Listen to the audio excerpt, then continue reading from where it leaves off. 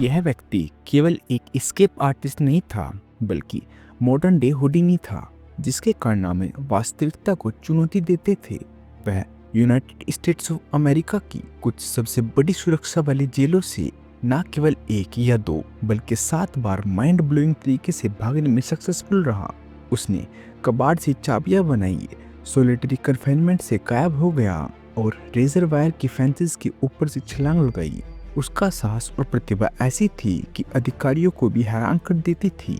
तो कौन है यह रहस्यमय एस्केप जीनियस? एक साधारण सी शुरुआत से यह व्यक्ति कैसे एक मिथिकल फिगर बन गया? साहस और मानव आत्मा की स्वतंत्रता का प्रतीक। तैयार हो जाइए मेरे साथ इस रोमांचक सफर पर चलने के लिए, क्योंकि मैं आज आपको लेकर चलूंगा अमेरिकी जेलों के इतिहास के सबसे प्रतिभाशाली और निडर कैदी की हैरतअंगेज और एड्रेनलिन से भरी कहानी की ओर। 14 अप्रैल 1961 को फ्लोरिडा की तपती धूप और पाल्म ट्रीज के बीच एक लिटरल लेजेंड उभरा। उसका नाम था मार्क डिफ्रीस्ट। लेकिन यह कोई साधारण लेजेंड नहीं था, बल्कि यह एक चुनौती, दृढ़ता और अडिग संकल्प की गाथा है। डिफ्रीस्ट का जन्म उथल पुथल और अनिश्चितताओं से बड़ी दुनिया में हुआ और उसका बचपन ट्रेजेडी से भरा हुआ था। मात्र 2 साल की उम्र में उसकी मां का देहांत हो गया था, जिस कारण वह एक अशांत वातावरण में पला बढ़ा। उसने जल्दी जान लिया था कि जीवित रहने के लिए जीवन की कठोर सच्चाइयों के साथ तालमेल बिठाना जरूरी है। वह अपने पिता और सौतेली मां के साथ रहता था। उसके पिता ने विश्व युद्ध में यूएसए की सीक्रेट एजेंसी ओएसएस में अपनी सर्विसेज दी थी। मार्क के बारे में बचपन से एक चीज बहुत खास थी कि उसे चीजों को समझने और उनकी कार्यप्रणाली जानने में बहुत दिलचस्पी थी। बचपन से मार्क को मैकेनिक्स और इलेक्ट्रॉनिक्स में गहरी रुचि थी, लेकिन सोशल इंटरेक्शन में उसे मुश्किलें आती थी। ऐसा था मानो उसका ब्रिलियंट माइंड टफ सिचुएशन में फंसा हो। बट उसके पिता ने उसके इस अनोखे गुण को पहचाना और उसे प्रोत्साहित किया। उन्होंने मार्क को अपने घर के बेसमेंट में एक सॉर्ट ऑफ लैब बनाने दी। मार्क को चीजों को खोलने और उन्हें वापस जोड़ने का शौक था, जैसे वो कोई पहेली हल कर रहा हो। हालांकि लोगों से नॉर्मली बातचीत करना उसके लिए आसान नहीं था। कुछ लोग मानते हैं कि उसे शायद ऑटिज्म की प्रॉब्लम थी, लेकिन उस समय इस बारे में कोई निश्चित जानकारी नहीं थी। मार्क के पिता, जो एक फॉर्मर स्पाई थे, उन्होंने उसे अपनी रोमांचक कहानियां सुनाई, जिससे वो बहुत फैसिनेट हुआ और साथ ही कुछ स्पाई स्किल्स भी सिखाई, जैसे चुपके से चलना और चीजों को सुरक्षित तरीके से उड़ाना। लेकिन स्कूल का माहौल मार्क को बिल्कुल भी पसंद नहीं था।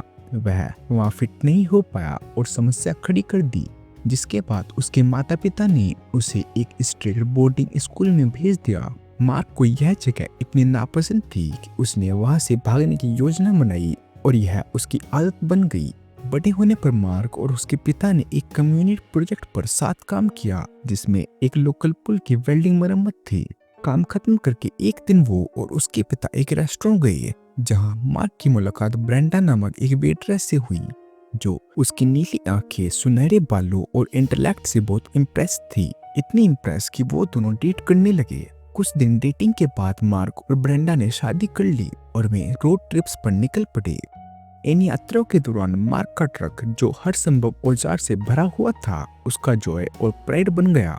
ब्रेंडा मार्क की रास्ते में लोगों की खराब गाड़ियों की मरम्मत करने की क्षमता को एडमायर किया करती थी। मार्क का अपने पिता के साथ गहरा जुड़ाव था, लेकिन उसकी सौतेली माँ के साथ उसका रिश्ता बेहद तनावपूर्ण था। वह बचपन से ही उसके साथ बहुत बुरा व्यवहार करती थी, उसे नजरअंदाज और अपमानित किया करती थी। मार्क की हंसती खेलती जिंदगी में एक त्रासदी घटी। उसके पिता का अचानक से निधन हो गया।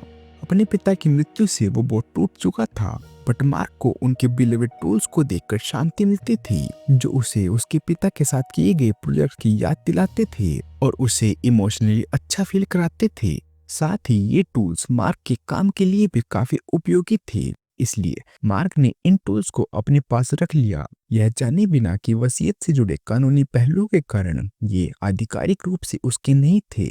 उसके पिता ने मार्क के लिए इन्हें छोड़ने की इच्छा व्यक्त की थी, लेकिन वसीयत में इनके ना होने के कारण ये ऑफिशियली मार्क के नाम नहीं हो सकी। उसकी सौतेली माँ ने, जो काफी निर्दयी थी, मार्क पर इन्हें चुराने का आरोप लगाया और यहीं से उसकी मेन जर्नी शुरू हुई, जो एक मामूली गलतफहमी के रूप में होकर जस्टिस सिस्टम की उलझनों में बदल गई। अपने पिता के सिर्फ टूल्स वापस पाने की कोशिश में एक युवा लड़का ऐसी स्थिति में फंस गया जो उसे एक अपराधी बना बैठी। जो एक छोटी सी सजा होनी चाहिए थी, वह उसके बार बार भागने की कोशिशों से बढ़ती चली गई और बाद में यह बढ़ती सजा एक आजीवन संघर्ष बन गई। अरेस्ट वारंट के डर और कंफ्यूजन से मार्क ने अपना होम टाउन छोड़ दिया और भागकर एलाबामा चला गया। बट उसे वहां से गिरफ्तार कर लिया गया और वापस फ्लोरिडा भेज दिया गया। वहां उस पर टूल्स थेफ्ट, हथियार रखने और गिरफ्तारी से बचने के आरोप लगाए गए। इन अपराधों के मामूली होने के बावजूद मार्क को 4 साल की सजा मिली। 19 साल की छोटी सी उम्र में डी फ्रीस्ट ने खुद को क्रिमिनल जस्टिस के जाल में फंसा हुआ पाया। जेल का जीवन उसके लिए असहनीय साबित हुआ। लेकिन मार्क कोई साधारण कैदी नहीं था। सभी कठिन परिस्थितियों के बावजूद मार्क ने कभी हार नहीं मानी। उसने दिखाया कि जब चीजें असंभव लगी तब भी आगे बढ़ने का रास्ता होता है। उसकी तेज बुद्धि और अड़िग जज्बे ने उसे एक डेयरिंग एस्केप प्लान पर काम करने के लिए प्रेरित किया, जिसने हर उस व्यक्ति को सोचने पर मजबूर कर दिया जिसने इसके बारे में सुना। बे काउंटी जेल में सिर्फ 1 महीने के भीतर मार्क ने खुद को अनजाने में 8 अन्य कैदियों द्वारा ऑर्केस्ट्रेटेड एक एस्केप अटेम्प्ट के बीच में शामिल पाया। एक दिन बाइबल स्टडी क्लास से लौटते समय उसने कुछ कैदियों को फेंस की ओर भागते देखा और बिना किसी नॉलेज और प्लान के उसने उनका साथ देने का फैसला किया। मार्क के पास अपने पिता से सिखाए कुछ स्पाई स्किल्स थे जो उन्हें ओएसएस के दिन सिखाए गए थे। इन स्किल्स ने उसे फेंस के ऊपर लगी रिजर्वायर्स को पार करने में मदद की। उसकी एक्सपर्टीज ने उसे फेंस को पार करने में सक्षम बनाया, जिससे अन्य कैदी ने भी उससे मदद की गुहार लगाई। योजना में शामिल न होने के बावजूद उसने बाकी कैदियों को रेजर फेंस से पार किया। फेंस कूदकर अपनी मैकेनिकल स्किल्स का यूज करके उसने बिना चाबी के एक कार को चालू किया और सफलतापूर्वक जेल से भाग निकला। हालांकि मार्क की सोशल अवेयरनेस की कमी के कारण उसे जल्दी फिर से पकड़ लिया गया और जैसा कि आप सभी जानते हैं, हर बार गिरफ्तारी के बाद सजा और कठोर हो जाती है और 6 नए आरोपों के लिए दोष स्वीकार करने से मार्क की सजा और लंबी हो गई। उसके ट्रबल्ड बिहेवियर को देखते हुए अधिकारियों ने उसके मानसिक स्वास्थ्य की जांच की सिफारिश की। जेल में किसी गैंग का पार्ट ना बनने के कारण मार्क का जीवन मुश्किल हो गया था। एक दिन उसकी असुरक्षा का फायदा उठाते हुए 15 कैदियों ने उस पर हमला कर दिया, जिससे मार्क को सर्जरी की आवश्यकता पड़ी। इस घटना से आहत होकर उसका बिहेवियर और बिगड़ गया और उसने जेल में ही आत्महत्या करने का भी प्रयास किया। वह अपने सेल के अंदर खुद को नुकसान पहुंचाया। इस घटना से फिर से मार्क की मानसिक स्थिति की जांच आवश्यक हो गई थी। शुरुआत में उसकी वाइफ ब्रेंडा ने उसकी 4 साल की सजा तक इंतजार करने की कसम खाई थी, लेकिन उसके अनुशासनहीन व्यवहार और नए अपराधों ने उसकी सजा को और लंबा कर दिया। इससे ब्रेंडा निराश हो गई और उसने सवाल करना शुरू कर दिया कि वह उसका कब तक इंतजार करती रहेगी। ब्रेंडा ने स्वीकार किया कि वह एक ऐसे पति की पत्नी होने का ठप्पा नहीं चाहती जो हमेशा जेल में रहे। इसके अलावा जेल गार्ड्स उसकी मजबूरी का फायदा उठाना चाहते थे। वे मार्क की हालत को आसान बनाने के बदले उससे सेक्सुअल फेवर्स चाहते थे। इन सब चुनौतियों ने अंततः ब्रेंडा को तलाक लेने पर मजबूर कर दिया। इसके बाद मार्क को उसकी मानसिक स्थिति की जांच के लिए फ्लोरिडा स्टेट हॉस्पिटल भेजा गया, लेकिन वह वहां के माहौल से उतना ही नफरत करता था जितना जेल से, और वह खुद को वहां के अन्य मरीजों से अलग मानता था। कहता था कि आई डोंट बिलोंग हेयर। लेकिन उसे यह भी पता था कि मेंटल हॉस्पिटल से भागना हाई सिक्योरिटी वाली जेलों से भागने से आसान है। इसलिए उसने एक योजना बनाई। उस समय एलएसडी नामक ड्रग, जो हेलुसिनेशन पैदा करता है, मानसिक बीमारियों के लिए एक एक्सपेरिमेंट ट्रीटमेंट के रूप में इस्तेमाल किया जाता था। मार्क ने एक दिन मौके का फायदा उठाकर अस्पताल की फार्मेसी से एलएसडी की एक बड़ी शीशी चुरा ली। उसने कर्मचारियों के स्केड्यूल और दिनचर्या पर बारीकी से नजर रखी और परफेक्ट टाइम देखकर पूरी एलएसडी की बोतल को ताजी बनी कॉफी के पॉट में मिला दिया। उसका प्लान था कि स्टाफ उस कॉफी को पीकर नशे में आ जाएगा, जिससे केओस मच जाएगा और उसे दरवाजा खोलकर आराम से भागने का मौका मिलेगा। बट चीजें उसके प्लान के अनुसार नहीं गई। कॉफी में एलएसडी मिलने के कारण स्टाफ में बेचैनी बढ़ने लगी, जिस कारण सुरक्षा अलर्ट जारी कर दिया गया। एलएसडी के ओवरडोज के कारण एक स्टाफ मेंबर वॉशिंग मशीन को घूमते हुए देख हेलुसिनेट हो गई और सबसे बहस करने लगी, जिससे स्थिति और बिगड़ने लगी। कुछ देर बाद कॉफी सब पर अपना असर दिखाने लगी और सिचुएशन बद से बदतर हो गई। हॉस्पिटल में पूरा केओस मच गया। हालांकि अलर्ट को सुनकर सिक्योरिटी टीम ने समय पर हस्तक्षेप किया और मार्क की भागने की कोशिश नाकाम हो गई। इसके बाद 6 मनोवैज्ञानिकों ने मार्क की मानसिक स्थिति का आकलन किया, जिनमें से 5 ने उन्हें मुकदमे के लिए मानसिक रूप से फिट घोषित किया। अरे भाई, लोगों को पागल करने वाला व्यक्ति फिट तो होता ही। डॉक्टर रॉबर्ट बर्लैंड की रिपोर्ट ने मार्क को मानसिक रूप से स्वस्थ करार दिया और उसके कॉम्प्लेक्स एस्केप प्लान व क्लियर कन्वर्जेशन को प्रमाण के रूप में पेश किया। हालांकि जब जेलर्स के साथ उसके इंटरव्यू की रिपोर्ट सामने आई तो उसमें कुछ कॉन्फ्लिक्ट था। जहां 4 जेलर्स ने मार्क के व्यवहार को सामान्य बताया, वहीं एक नए जेलर ने उसकी विचलित मानसिक स्थिति, कीड़े खाने और असामान्य गतिविधियों को लेकर चिंता जताई। इसके बावजूद कोर्ट ने मार्क की मेंटल स्टेट को सही मानते हुए उसे मेंटल हॉस्पिटल से वापस जेल भेज दिया।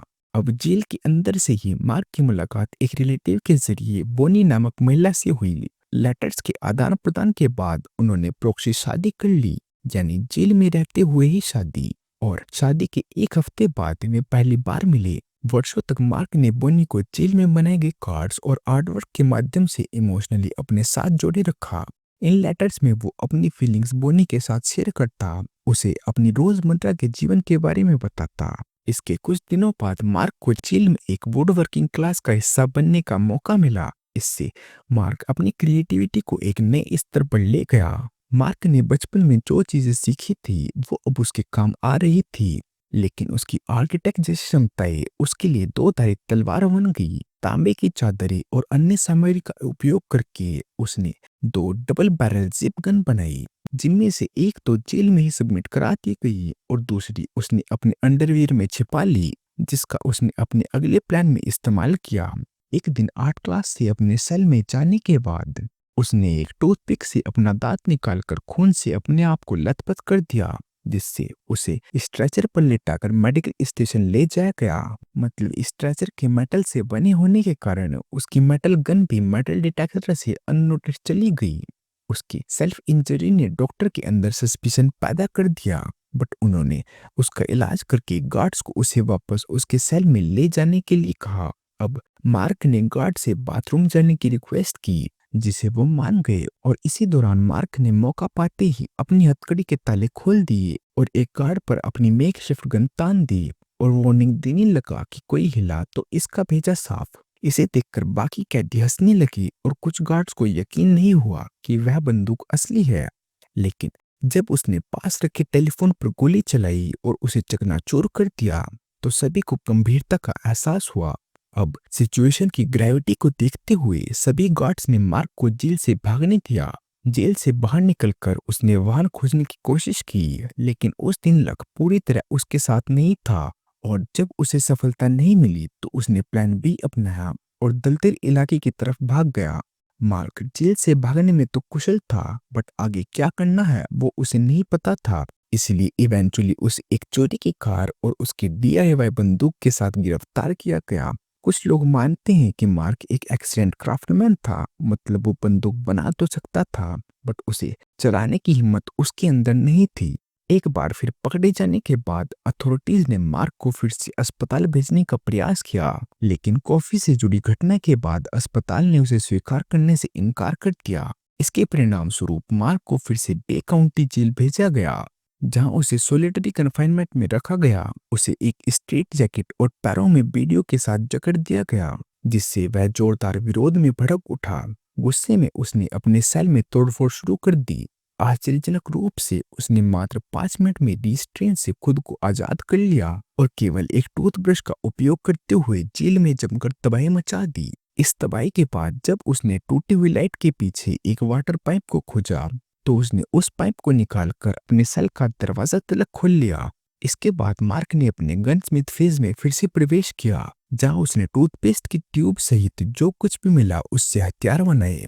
हालांकि उसकी मुश्किलें तब बढ़ गई जब उस पर आरोप लगाया गया कि उसने एक गार्ड पर गोली चलाई थी। मार्क का दावा था कि वह केवल टेस्ट शॉट था, वो किसी को भी हार्म करना नहीं चाहता था, लेकिन फिर भी उसे हत्या के प्रयास के आरोपों में फंसा दिया गया। इसके बाद उसे गार्ड्स की गन स्क्वाड द्वारा बुरी तरह पीटने के बाद सोलिटरी कन्फाइनमेंट में फिर से डाल दिया गया। सोलिटरी कन्फाइनमेंट में मार्क को अत्यंत कठोर सजा का सामना करना पड़ा। गार्ड्स ने उसे अंधेरे में कपड़ों और किसी भी बुनियादी सुविधा के बिना छोड़ दिया। उसके सेल में ना तो पानी था, ना ही टॉयलेट पेपर। उसे अपने हाथों से खाना खाने के लिए मजबूर किया गया।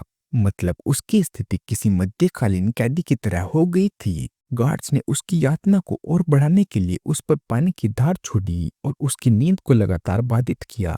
यह सब देखकर ऐसा लगा मानो वर्ल्ड वॉर के वॉर प्रिजनर्स पर इस्तेमाल किए गए क्रूर तरीकों को दोहराया जा रहा हो। अदालत में पेशी से पहले गार्ड्स ने उसे जबरन रिस्ट्रेंट्स में बांध दिया और एक मोटे ब्रश से उसकी सफाई की। उनके इरादे स्पष्ट थे, उसे एक गार्ड की हत्या के प्रयास के आरोप को स्वीकार कराने के लिए मजबूर करना। अंततः टूटे हुए आत्मबल के साथ मार्क ने यह अपराध स्वीकार कर लिया, क्योंकि वह इस भयावह अनुभव को समाप्त करना चाहता था।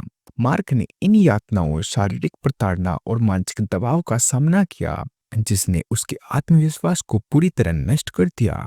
यह उस समय की बात है जब अमेरिकी जेलों में दुर्व्यवस्था और भ्रष्टाचार अपनी चरम सीमा पर था, और यह जेल पूरे अमेरिका में सबसे भयावह जेलों में से एक थी। फ्लोरिडा स्टेट प्रिजन, जिसे एफएसपी के नाम से जाना जाता है, केवल अपने नाम से ही अपराधियों में खौफ पैदा कर देती थी। यहाँ तक कि सबसे कठोर अपराधियों में भी यह जेल उन कैदियों के लिए एक दंड स्थल के रूप में मानी जाती थी, जिन्हें अन्य संस्थाओं से अनुशासनहीनता के लिए सजा के तौर पर भेजा जाता था। 1966 से 1998 तक वार्डन रहे रॉन मैकेंड्रो ने नॉर्दर्न फ्लोरिडा की इस जेल को अराजक और दुर्व्यवस्था से भरी जगहों के रूप में वर्णित किया। उन्होंने ऐसे वाक्यों का जिक्र किया जहां जेल के अधिकारी अपनी मर्जी से कैदियों की बेरहमी से पिटाई करते और उन्हें अपमानित करते, बिना किसी डर या नतीजे के। इन अधिकारियों ने कैदियों के बीच होने वाली हिंसा की भी अनदेखी की, जिससे जेल के अंदर की स्थिति और भयावह हो गई। यह जेल अपनी कठोरता के लिए कुख्यात थी, जहां मामूली गलती भी गंभीर सजा का कारण बनती थी। उदाहरण के लिए, एक छोटे से अनुशासन उल्लंघन पर भी कैदी को एक हफ्ते तक खुले में समय बिताने से वंचित रखा जाता था। मार्क को भी अब इसी निर्दयता भरे माहौल में भेजा गया, जहां पहले से ही जेल सिस्टम को मात देने की उसकी चालाकी ने उसे अधिकारियों और कैदियों दोनों के निशाने पर ला दिया।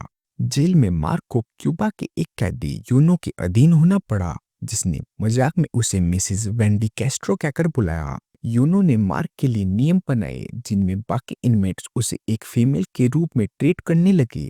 मार्क ने इस बात पर आपत्ति जताई कि वह ना तो होमोसेक्सुअल है और ना ही ट्रांसजेंडर है, लेकिन अपनी जान बचाने के लिए उसे यूनो की मांगों का पालन करना पड़ा। हालांकि यूनो उसे दूसरे कैदियों से बचा रहा था, लेकिन वह खुद भी उसे मानसिक और शारीरिक प्रताड़ना दे रहा था। इन भयावह परिस्थितियों के बावजूद मार्क ने हार नहीं मानी। जेल के स्टाफ ने उसके सेल में बार बार हथियार, औजार और प्रतिबंधित सामान बरामद किए। इसमें खुद से बनाई गई हथकड़ी की चाबी, जूते के सोल में छिपाए गए ब्लेड, शार्प हथियार और यहाँ तक कि 5.22 कैलिबर की गोलियां भी शामिल थी, जो उसके बिस्तर के नीचे से मिली। उससे पूछा गया कि वह यह सब कहां से लाता है, तो मार्क ने मजाक में जवाब दिया, मैं हूं बॉन्ड, जेम्स बॉन्ड 007। मार्क की चालाकी से निपटने के लिए गार्ड्स ने अपनी चाबियां अपनी जेब में रखना शुरू कर दी, लेकिन मार्क ने केवल देखकर ही चाबियां बनाने की कला विकसित कर ली थी। उसने यह भी देखा कि जेल की फूड ट्रे की थिकनेस जेल की चाबियों से मेल खाती है, जिससे उसने इन्हें ट्रे से चाबियां बना डाली। जब गार्ड्स ने उसे ट्रे देना बंद कर दिया, तो उसने कागज की चाबियां बनाना शुरू कर दी। हैरानी की बात यह थी कि वे फिर भी काम कर जाती थी। समय बिताने के लिए मार्क ने एक छोटा रेडियो भी बनाया, जिसे उसने सोनी बैटमैन नाम दिया।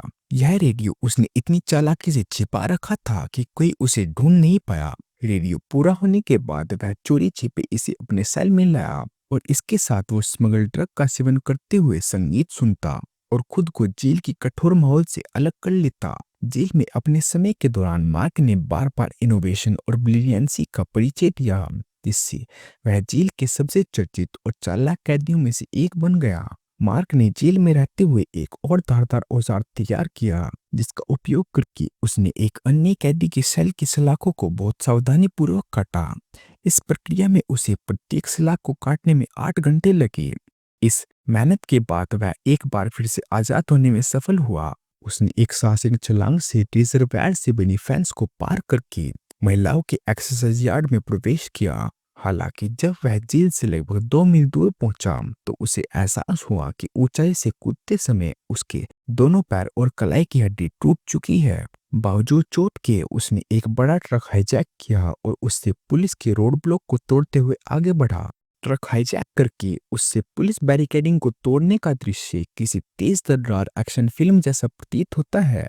लेकिन कहानी सिर्फ यहीं खत्म नहीं होती। मार्क ने ट्रक को रोका और आगे बढ़ने के बजाय रिवर्स गियर में डाला और पुलिस की गाड़ियों को टक्कर मारते हुए एक नए रास्ते पर निकल पड़ा। इससे पुलिस वाले बौखला गए और उस पर हर तरफ से गोलियां बरसाने लगे, मानो उसकी गिरफ्तारी ही अब उनके जीवन का मेन ऑब्जेक्टिव हो। मार्क ट्रक की सीट पर बैठा ट्रक को चारों ओर घुमा रहा था। यह एक ऐसा पल था जिसे देखकर एक्सपीरियंस ट्रक ड्राइवर भी अपना सर पकड़ बैठे। Dam, what a man. But इतना ही नहीं, मार्क की आगे की स्टोरी इससे और भी ज्यादा थ्रिलिंग है। उसने आगे जो जो किया वह सुनकर आपके होश उड़ जाएंगे, इसलिए वीडियो में आखिर तक बने रहिए। मार्क का यह रोमांचक एस्केप अटेम्प्ट तब दोस्त हो गया जब तेज स्पीड में ट्रक अपना कंट्रोल खो बैठा और एक घर के लिविंग रूम में जा घुसा।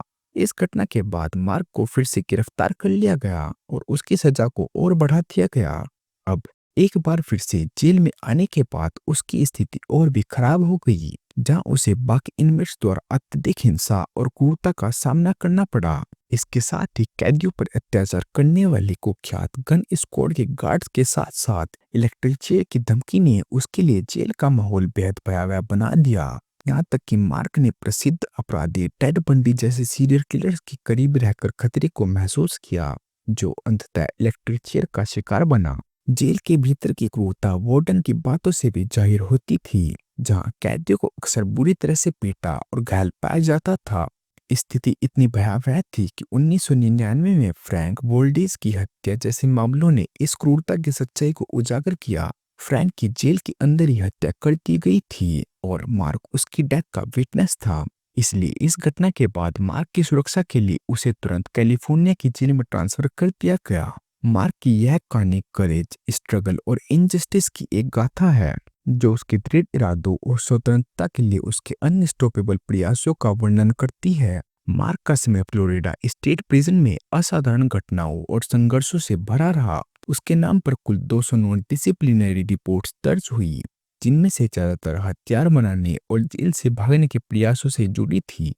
उसके इस रिकॉर्ड तोड़ अनुशासनहीनता ने उसकी बेल के लिए पात्रता को काफी हद तक प्रभावित किया। यह भी संदेह उठे कि कई रिपोर्ट्स जेल के कर्मचारियों द्वारा मार्क के खिलाफ बदले की भावना बनाई गई थी। मार्क ने अपने जीवन के 27 वर्षों को एकांत कारावास में बिताया, जिसमें से अधिकांश समय बिल्कुल अंधकार में गुजरा। उसके लगातार भागने के प्रयासों के कारण उसकी सजा में 30 और वर्षों का इजाफा हुआ, जिससे उसकी ओरिजिनल 4 साल की सजा बढ़कर 106 सालों तक पहुंच गई और उसकी संभावित रिहाई की तारीख अब 2085 निर्धारित हुई है। इन कठिन परिस्थितियों के बावजूद मार्क की कहानी ने राइटर और डायरेक्टर गैब्रियल लंडन का ध्यान आकर्षित किया, जिन्होंने 2014 में रिलीज हुई documentary the life and mind of Mark Friest में उनकी कहानी को प्रस्तुत किया। इस डॉक्यूमेंट्री ने मार्क की सजा में हो रही अन्याय को उजागर किया और उसकी रिहाई के लिए पब्लिक सपोर्ट को प्रेरित किया। कई लोगों का मानना है कि मार्क की असाधारण बुद्धिमत्ता समाज के लिए अनमोल योगदान दे सकती थी और उसकी कैद न केवल उसके बल्कि पोटेंशियल सोसाइटी के लिए भी एक बड़ी क्षति है। गैब्रियल लंडन और मार्क के लंबे समय से वकील जॉन मिडल्टन ने 1981 में मार्क के मानसिक दावों को खारिज करने वाले साइकियाट्रिस्ट डॉक्टर रॉबर्ट पर्लैंड को केस पर पुनर्विचार करने के लिए राजी किया। इसके बाद डॉक्टर द्वारा मार्क को जेल में ही एक छोटे से ऑफिस में ले जाया गया, जहां डॉक्टर बर्लैंड ने अपने टेस्टिंग इक्विपमेंट सेट कर रखे थे। जैसे जैसे मार्क उनके टेस्ट से गुजरा तो उसकी आवाज धीमी और अनक्लियर होती चली गई। वह नर्वस होकर अपने गाल के अंदरूनी हिस्से को चबाने लगा, जैसे एक स्कूल स्टूडेंट शैतानी करके प्रिंसिपल के ऑफिस में बैठा हो। इस समय तक वह अपने भाग्य को स्वीकार करते हुए पूरी तरीके से थका और हारा हुआ प्रतीत हो रहा था, मानो एक सोल्जर अपने हथियार छोड़कर बस एग्जीक्यूशन का वेट कर रहा हो। बाद में मानसिक परीक्षण से यह पता चला कि मार्क में मेंटल एबनॉर्मेलिटी के लक्षण थे, जो जेल में लगी कहीं सिर पर चोटों, कैदियों और गार्डों के साथ झगड़े और 27 साल की एकांत कारावास के कारण और भी गंभीर हो गए थे। इसके बाद डॉक्टर बर्लैंड ने अपने इंस्ट्रूमेंट को और एडजस्ट किया और नए सवाल पूछे, जैसे कि क्या वह अपने अपराधों को रिग्रेट करता है। मार्क ने रिग्रेट एक्सप्रेस करते हुए कहा कि चीजें अलग हो सकती थी। मार्क ने उन्हें यह कहते हुए जवाब दिया कि उससे उन्हें मिलना अच्छा लगा, लेकिन उसकी टोन लाउड और अनकंफर्टेबल थी, जो उसकी मानसिक स्थिति का स्पष्ट संकेत था। इसके बाद उसे वापस उसके सेल में ले जाया गया। 27 वर्षों तक अंधकार में एकांत कारावास की गहरी मानसिक पीड़ा सहने के बाद 5 फरवरी 2019 को मार्क को बेल पर रिहा कर दिया गया। उसकी रिहाई की एक शर्त थी कि वह ओरेगोन में एक मानसिक स्वास्थ्य और नशा पुनर्निवास केंद्र में 12 महीनों का इलाज कराए। मार्क और उसकी पत्नी इस शर्त पर मान गए क्योंकि वह उसकी पत्नी के घर के पास ही था। हालांकि रिहाई के केवल 4 दिन बाद उसे एक पैनिक अटैक का सामना करना पड़ा, जिससे उसे हॉस्पिटल में एडमिट कराना पड़ा। हॉस्पिटल में हुए यूरिन टेस्ट से उसकी किडनी फेलियर और मेथाम्फेटामीन के अंश पाए गए। इस घटना के बाद उसे उस पुनर्वास केंद्र से निकाल दिया गया और तुरंत फ्लोरिडा वापस भेज दिया गया और मार्क की बेल रद्द करने की प्रक्रिया शुरू हुई। बेल रद्द होने के बाद उसके वकील ने पुनर्विचार की अपील की और फ्लोरिडा व कैलिफोर्निया की अथॉरिटीज से आग्रह किया कि उसकी गंभीर नशे की लत और मानसिक स्वास्थ्य समस्याओं को देखते हुए उसे फिर से जेल भेजने के बजाय उपचार को प्राथमिकता दी जाए। हालांकि यह अपील खारिज कर दी गई और फ्लोरिडा स्टेट ने उसके खिलाफ फिर से एक अरेस्ट वारंट जारी कर दिया। 15 फरवरी 2019 को गैब्रियल लंडन और मार्क की पत्नी पोनी ने उसे सान हुआन काउंटी प्रोबेशन ऑफिस तक पहुंचाया, जहां बोनी के साथ एक अंतिम तस्वीर लेने के बाद मार्क ने सरेंडर किया। 23 अगस्त 2020 को 90 वर्ष की उम्र में बोनी का निधन हो गया। उसने अपने अंतिम समय तक अपने पति के लिए समर्थन बनाए रखा। हालांकि उसे यह जानने का मौका कभी नहीं मिला कि क्या उसका पति कभी स्वतंत्रता का स्वाद चख पाएगा या नहीं। इसके बावजूद वह उसके साथ अंतिम समय तक खड़ी रही। ट्रेजेडी इस बात की है कि एक अद्भुत दिमाग जो समाज में बहुमूल्य योगदान दे सकता था, उसे मामूली घटनाओं के लिए इतने लंबे समय तक जेल की सलाखों के पीछे बर्बाद कर दिया गया। मार्क की कठिनाइयां एक ऐसी घटना से शुरू हुई जहां उसके एक्शंस गलतफहमी और अज्ञानता के कारण प्रेरित थे। उस समय लॉ इन्फोर्समेंट और जुडिशियल सिस्टम में ऑटिज्म जैसी मेंटल सिचुएशन के प्रति जागरूकता का भारी अभाव था। मार्क की काबिलियत ने उसे 13 कोशिशों में से 7 बार जेल से सफलतापूर्वक भागने की अनुमति दी।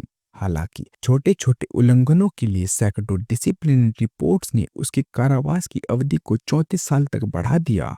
उसकी कहानी का अभी भी अंत नहीं हुआ है। वह अभी भी कैलिफोर्निया के बेकर्सफील्ड के पास कर्नल वैली स्ट्रीट प्रिजन में मौजूद है, जहां वह अपने सपोर्टर से लेटर प्राप्त करता है। ये पत्र न केवल उसका मनोबल बढ़ाते हैं, बल्कि कभी-कभी उसकी कैंटीन खर्च के लिए आर्थिक मदद भी प्रदान करते हैं। बदले में मार्क अपने सपोर्टर्स को पेपर एरोप्लेन बनाकर भेजता है।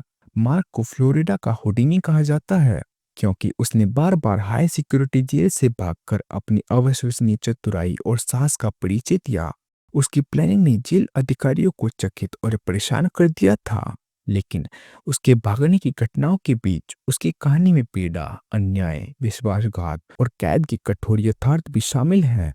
63 वर्ष की उम्र में मार्क की असाधारण क्षमता का दुनिया को लाभ नहीं मिल पाया। उसके जीवन की यात्रा न केवल आजादी की उसकी खोज को दर्शाती है, बल्कि यह मानव अनुभव की जटिलताओं की भी याद दिलाती है। मार्क की कहानी हमें यह सोचने पर मजबूर करती है कि स्वतंत्रता और न्याय की क्या परिभाषा होनी चाहिए।